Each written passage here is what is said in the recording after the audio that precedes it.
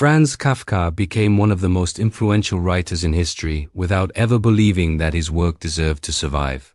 He spent his life convinced that he had failed as a son, as a writer, and as a human being.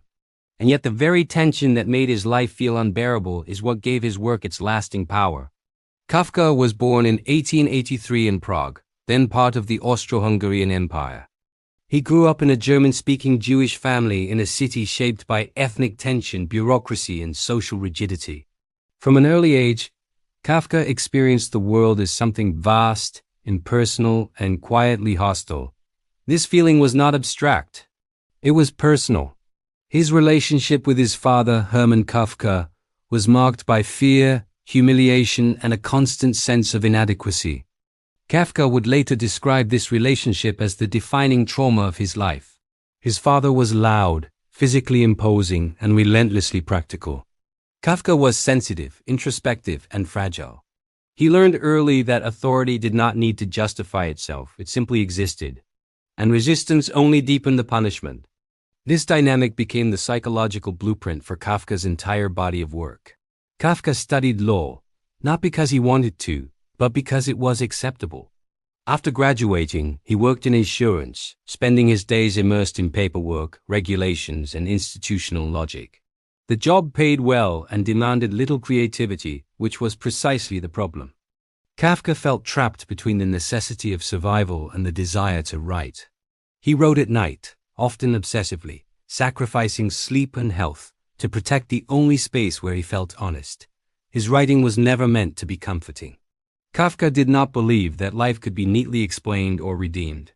His stories revolve around guilt without crime, punishment without explanation, and systems that operate flawlessly while remaining morally empty. Works like The Trial, The Metamorphosis, and The Castle are not fantasies. They are emotional documents.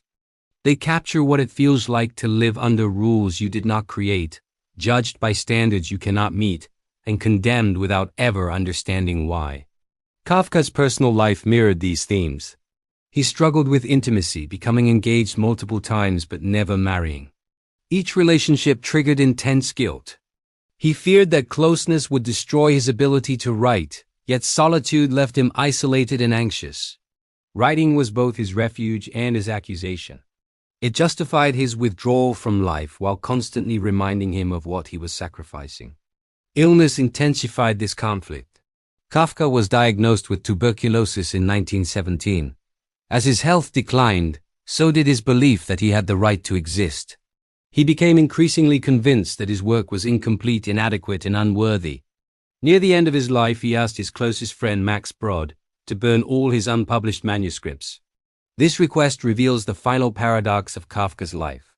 He believed that truth was too dangerous to survive exposure, that his writing revealed something shameful and unbearable about human existence. Brod refused to comply. He published the manuscripts, and in doing so, ensured that Kafka would become the voice of modern alienation. Kafka died in 1924 at the age of 40, largely unknown. He never saw his influence. He never experienced validation. But his work articulated something millions would later recognize. The feeling of being crushed by systems that claim neutrality. The fear that identity is defined by judgment rather than essence. The quiet terror of living in a world that demands obedience without meaning.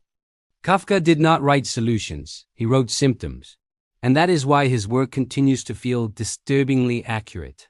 If this exploration of Kafka's life and inner conflict resonated with you, like the video, subscribe to the channel, and continue with the next biography.